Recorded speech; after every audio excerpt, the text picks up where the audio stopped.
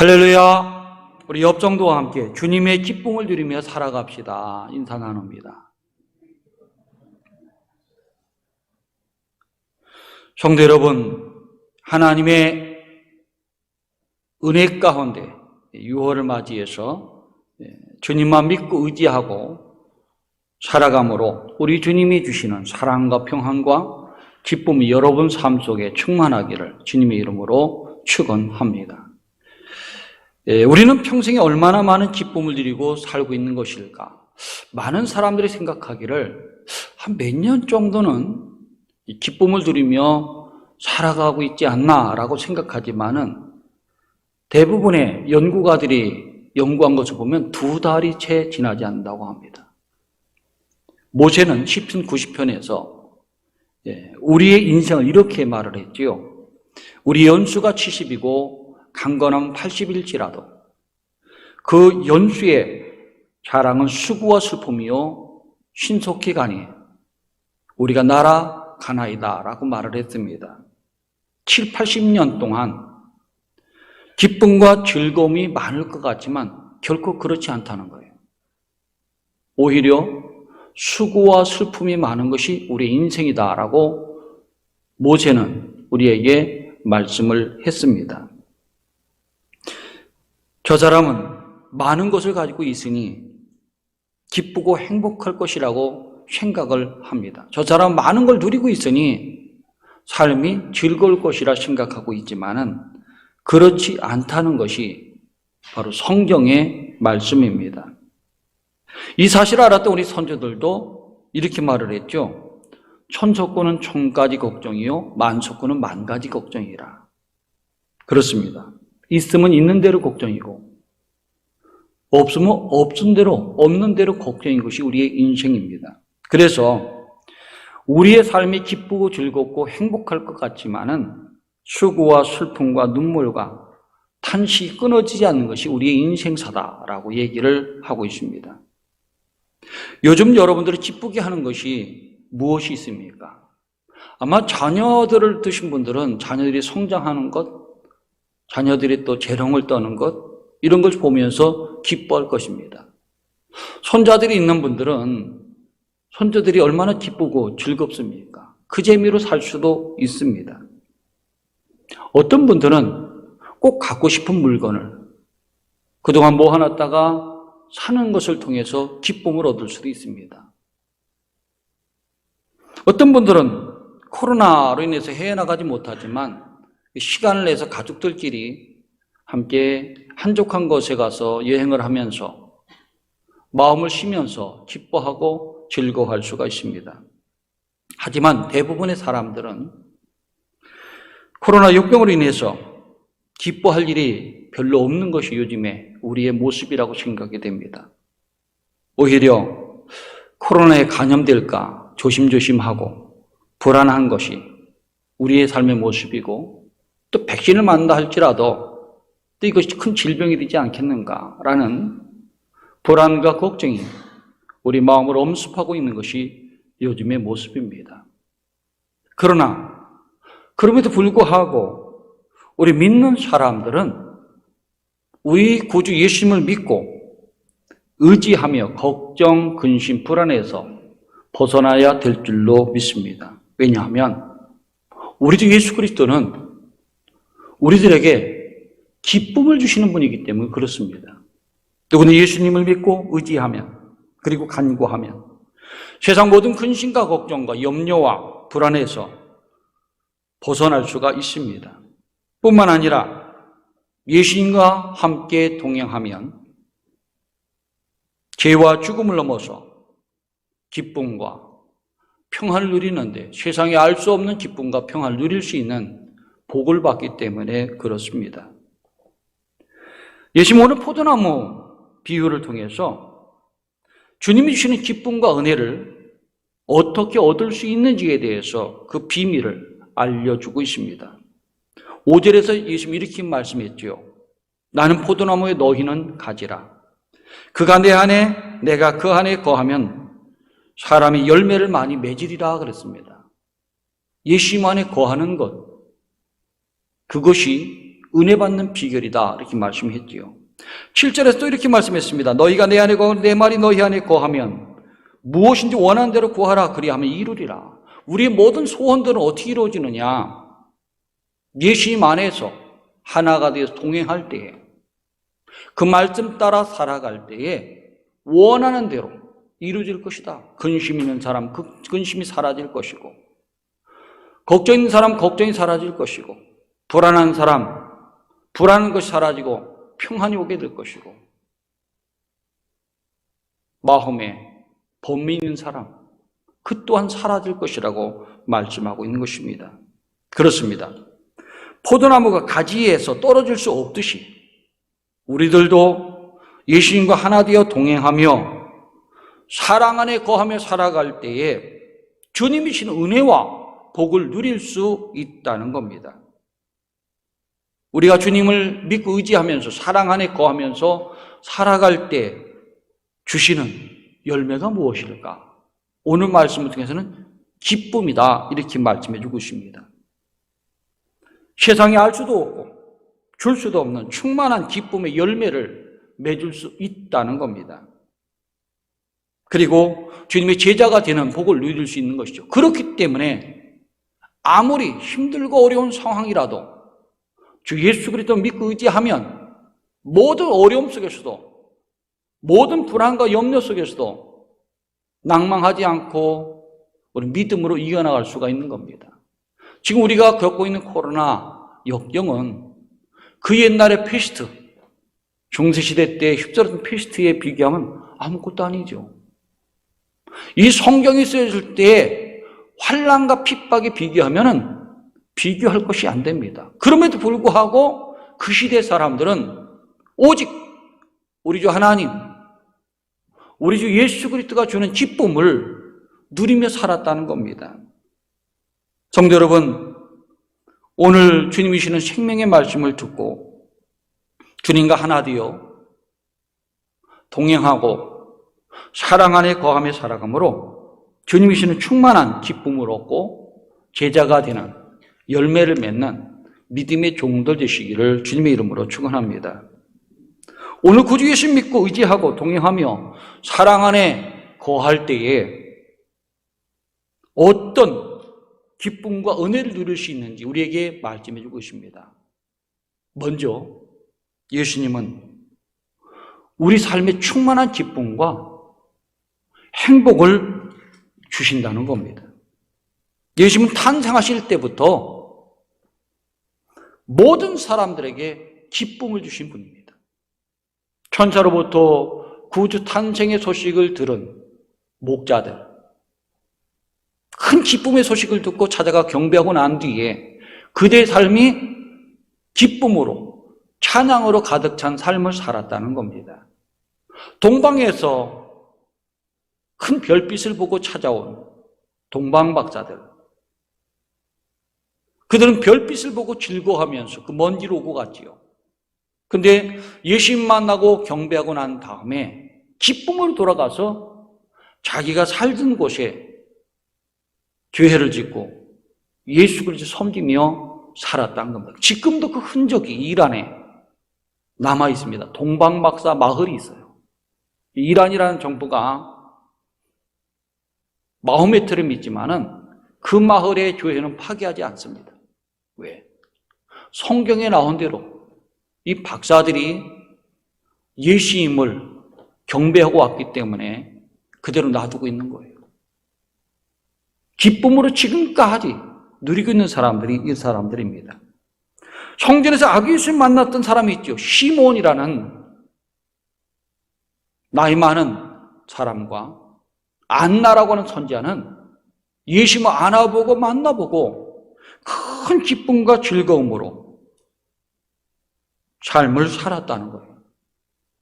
이와 같이 예수님 만난 모든 사람들을 보면 삶에 희망도 없고 소망도 없었지만 너무나 힘들고 어려운 삶을 살았지만 충만한 기쁨을 누리고 평생 찬송하며 기뻐하며 감사하는 삶을 살았다는 겁니다. 예수님은 공생애를 시작하면서 모든 도시와 마을을 다니면서 말씀을 가르치시며 천국 복음 전파하시며 모든 병과 약한 것을 고치셨습니다. 예수님은 많은 사람을 가르치시면서 하나님의 뜻이 무엇인지 가르쳤어요. 그리고 어떻게 사는 것이 하나님 자녀 백성으로서 바르고 참된 삶인가를 가르쳤습니다. 뿐만 아니라 행복이 무엇인가? 우리 마태복음 5장에 보면 제일 먼저 산에서 가르친 말씀 뭐죠? 팔복입니다. 팔복. 마음이 가난한 사람 복이 있나니 천국이 그들의 것이며 애통하는 사람 복이 있나니 이렇게 나오면서 하는 팔복. 복에 대해서 가르치신 분이에요. 그리고 사랑에 대해서 가르쳤습니다. 사람이 어떻게 하면 기쁠 수 있는가? 사람이 어떻게 하면 행복할 수 있는가? 사랑하며 살아야 된다. 오늘 말씀 보니까 뭐라고 말씀 주겠습니까? 아버지께서 나를 사랑하신 것 같이 나도 너희를 사랑하시니 나의 사랑 안에 거하라. 예수님 안에 거하는데 그냥 거하면 안 되는 거예요. 예수님과 동행하는데 그냥 동행하면 안 되는 거예요.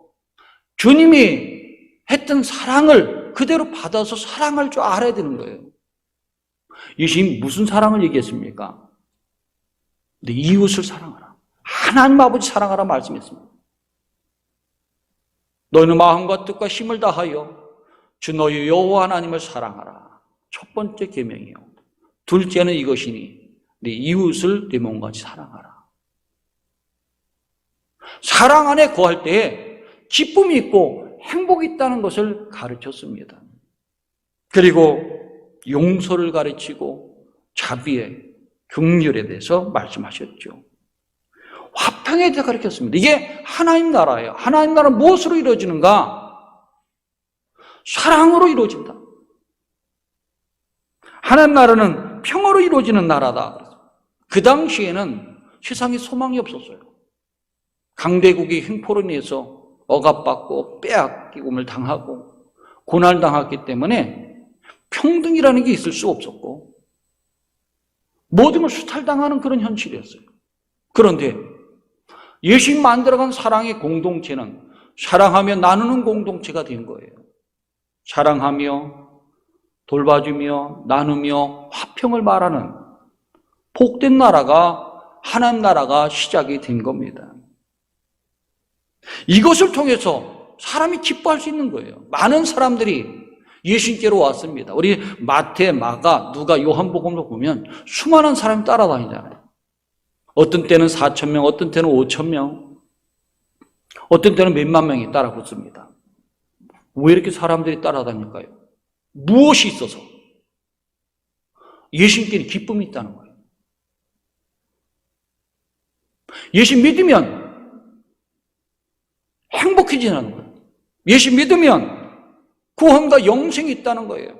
예수 믿으면 생명이 있다는 겁니다. 예수 말했습니다. 나는 생명의 떡이라. 내게 오는 자는 결코 줄이지도 아니할 것이요. 나를 믿는 자는 영원히 목마르지 아니할 것이라. 그렇습니다. 예수님 안에 올 때 말씀이 있고 생명이 있고 은혜가 있고 기쁨이 있고 평강이 있고 화평이 있고 즐거움이 있고 모두 은혜가 있기 때문에 예수님께 수많은 사람이 몰려오게 된 것입니다. 예수님을 따르는 수많은 사람들, 진리의 말씀을 듣고 생명의 말씀을 듣고 하나님이 원하시는 바른 뜻으로 해석하는 말씀을 듣고 기뻐했습니다. 그리고 어떻게 하면 하나님 나라가 이루어질 수 있는가에 대해서 말씀 배우고 실천하면서 행복을 누리게 된 것입니다. 성도 여러분, 주의 말씀을 들을 때 마음이 시원해집니다. 마음의 생수의 강이 흘러요. 마음의 기쁨이 충만할 수가 있습니다. 초대교회 교인들이 느꼈던 기쁨을 이 말씀을 듣고 주님 만나면서 마음의 기쁨이 충만하고 생수의 강이 흐르는 모든 성도님들 되시기를 주님의 이름으로 축원합니다. 예수님은 말씀만이 아니라 사랑만이 아니라 우리 삶에 필요한 것들을 채워주심으로 세상에 줄 수 없는 기쁨을 주셨다는 거예요. 예수님께서 처음 기적을 한 것이 요한복음 2장에 나오는 가나의 혼인잔치 기적입니다. 혼인잔치가 시작이 되었는데 포도주가 떨어졌어요. 뭐 사람이 많이 온 것 같습니다. 떨어지진 않지만 떨어지게 된 것은 되게 사람이 많이 오면 문제가 생기죠. 어머니가 안절부절합니다. 예수님께 부탁을 하죠. 포도주가 떨어졌다. 예수님은 대답도 안 하십니다. 그런데 어머니가 간청을 해서 부탁을 하니까 예수님께서 한인들을 시켜서 항아리에 물을 채워라. 물을 채우고 난 뒤에는 연회장에 갖다 주라. 그래서 갖다 줬더니 물이 포도주가 되었다는 거예요. 이게 첫 번째 기적이라고 얘기를 합니다. 모든 기적 중에 첫 번째 기적이라고 성서학자들이 얘기를 해요. 그런데 왜 이것을 기록해 놨을까? 우리 삶을 보면 이렇게 힘들고 어려운, 즐거움 속에서 힘들고 어려운 때가 있다는 거예요. 슬픔과 고난, 어찌할 때 모르는 당황하는 때가 있다는 거예요. 그럴 때에 예수님이 함께 계시면 물이 변해서 포도주가 되듯이 슬픔이 변해서 기쁨으로 변할 수 있다는 사실을 말씀해 주고 있는 것입니다. 그렇습니다. 예수님 만난 사람들을 보면 마음의 불안, 염려, 근심, 절망, 실망 가운데 다 일어서는 사람들이 많습니다. 왜 그럴까요? 우리 삶을 주관하시는 예수님 만났기 때문에 그렇습니다. 예수님은 오병이의 기적을 통해서 말씀을 듣느냐고 배고픈 줄 모르는 사람들, 그러나 저녁 때가 시장길을 느낀 사람들을 위해서 기적을 베푸시면서 육신의 떡을 만들어 주셨습니다. 보리떡 5개와 물고기 2마리로 5,000명, 여자와 어린아이를 빼는 5,000명이나 된 사람을 먹고도 12광줄이 남게 걷어들였다고 말씀해 주고 있습니다. 필요한 걸 채우시는 분이에요. 수많은 병자들을 고쳤습니다. 중풍병자, 나병 환자, 눈이 먼 자, 손 마른 자, 귀신 들린 자, 심지어는 죽은 자까지도 살리셔서 생명을 주신 분이 예수 그리스도십니다. 그래서 예수 만난 모든 사람들을 보면 말씀을 은혜도 받고 따라다니면서 필요한 것을 먹기도 하고 따라다니면서 주님을 의지하고 살아갔을 때에 병도 치유되는 놀라운 은혜를 맛보게 된 거예요. 이것이 뭘까요? 다 기쁨이라는 거예요. 그래서 예수님 삶 자체가 기쁨을 주시는 분이기 때문에 오늘 말씀에서 기쁨을 충만하게 누리라 라고 말씀해 주고 있는 것입니다. 그렇습니다. 예수님은 우리 삶의 기쁨이 되시는 분이에요. 행복이 되시는 분이에요. 이것을 위해서 오셨기 때문에 예수님 만남으로 이 기쁨을 누릴 수가 있습니다. 성도 여러분, 코로나의 어려움 속에 있지만은 그럼에도 불구하고 교회에 나와서 그리고 이 말씀을 들으면서 우리 주님께서 나에게 주는 것이 무엇일까? 세상에 줄 수도 없고 알 수 없는 그런 기쁨을 주신다 하는 것을 믿고서 주님이 주시는 기쁨을 충만하게 누리며 살아가는 우리 성도님들 되시기를 주님의 이름으로 축원합니다. 또 한 가지는 죄와 죽음의 문제를 해결하고 하나님 자녀가 되고 천국의 기쁨 주시는 분이 우리 주님이십니다. 하나님의 아들 예수님은 이 땅에 오신 목적이 있습니다. 그 목적은 세상 사람들처럼 출세하기 위한 것도 아니고 성공하기 위한 것도 아니고 유명세를 얻어서 명예를 얻자고 하는 것도 아니고 존경받고자 하는 것도 아니었습니다. 예수님 이 땅에 오신 목적은 오직 한 가지, 세상 모든 사람들을 구원하기 위해서, 죄로 인해서 죽어가는 모든 사람을 살리기 위해서 이 땅에 오신 분이 예수 그리스도십니다. 그것을 위해서 평생토록 섬기며 살았던 사람.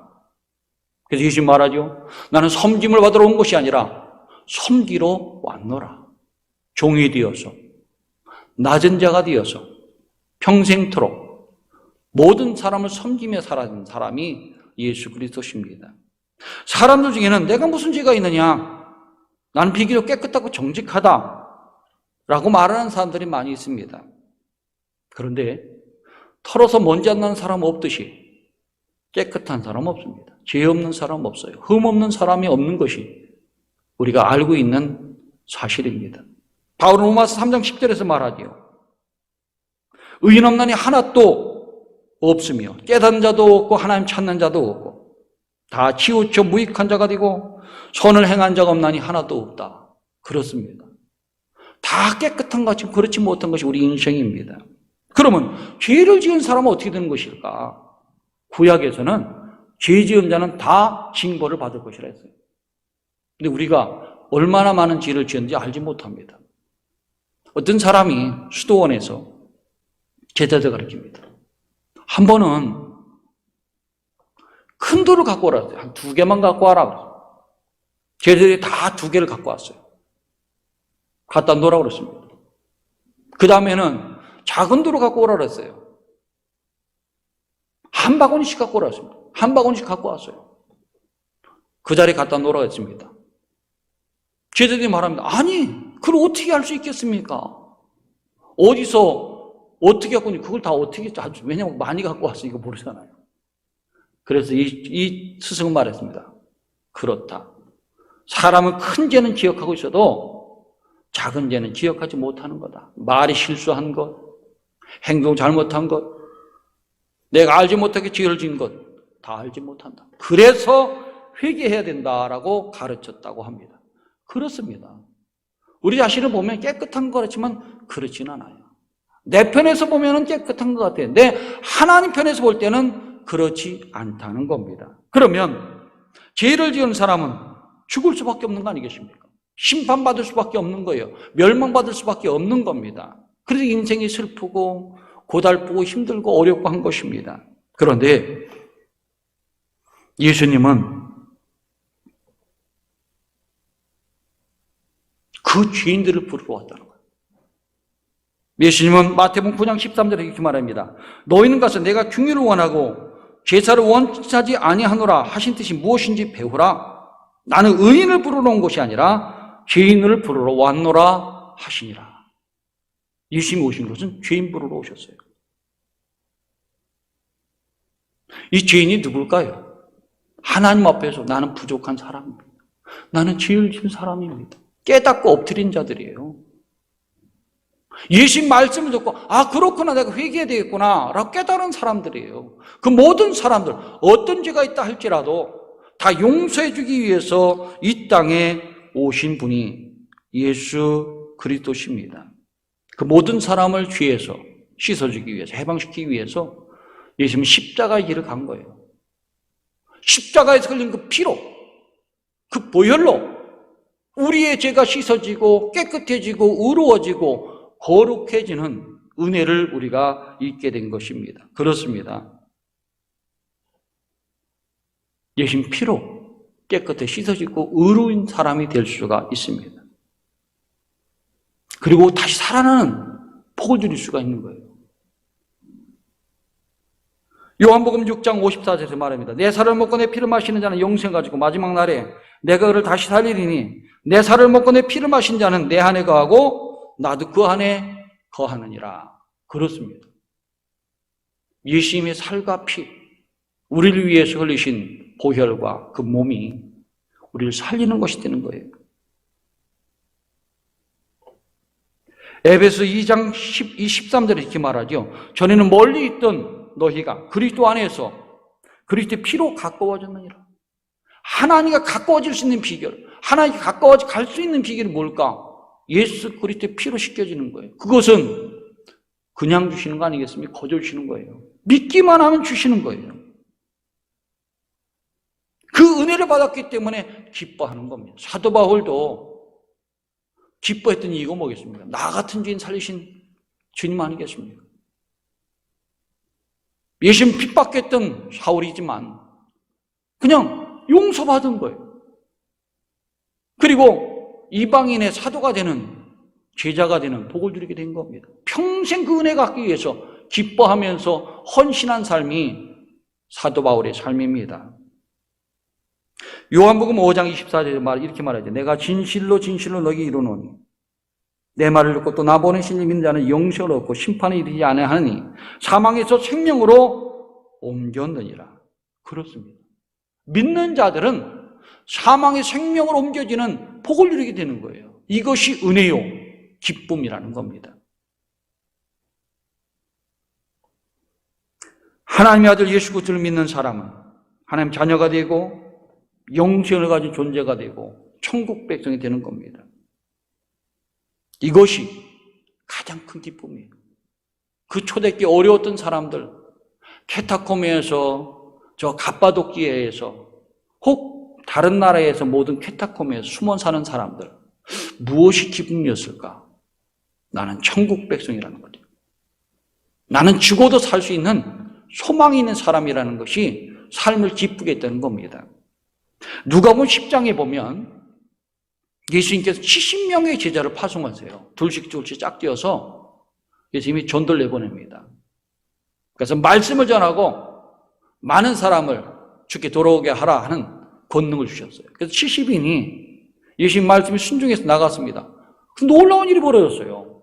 주께 돌아오는 사람이 많았고 손을 대면 병이 나아지고 귀신같이 귀신 들린 사람도 쫓겨가는 그런 은총이 기적이 일어난 겁니다. 그래서 예수님께 돌아왔습니다. 그래서 얘기를 합니다. 예수님, 이번 전도여행 너무나 즐거웠습니다.